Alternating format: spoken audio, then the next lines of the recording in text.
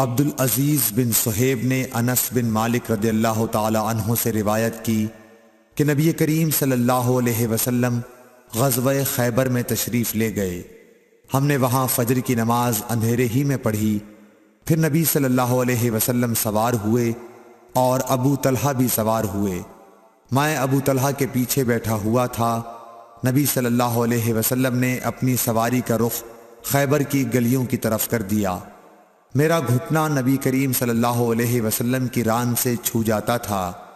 پھر نبی کریم صلی اللہ علیہ وسلم نے اپنی ران سے تہبند کو ہٹایا، یہاں تک کہ میں نبی کریم صلی اللہ علیہ وسلم کی شفاف اور سفید رانوں کی سفیدی اور چمک دیکھنے لگا۔ جب آپ خیبر کی بستی میں داخل ہوئے تو آپ صلی اللہ علیہ وسلم نے فرمایا کہ اللہ اکبر، اللہ سب سے بڑا ہے، خیبر برباد ہو گیا۔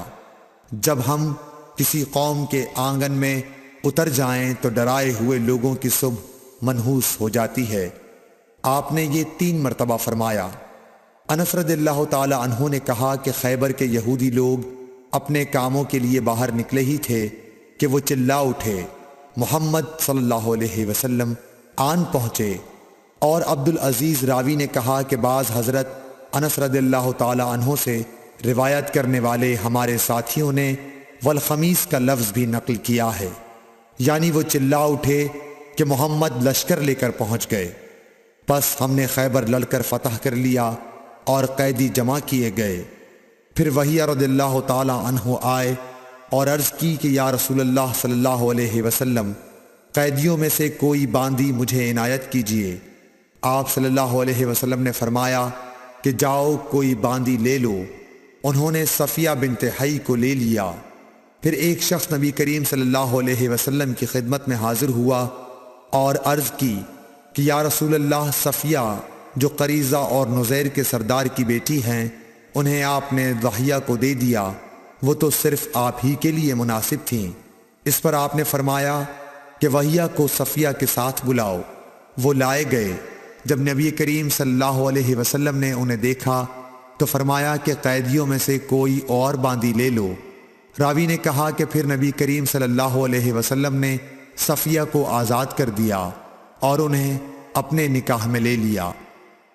ثابت بنانی نے حضرت انس رضی اللہ تعالی عنہ سے پوچھا کہ ابو حمزہ، ان کا مہر حضور صلی اللہ علیہ وسلم نے کیا رکھا تھا؟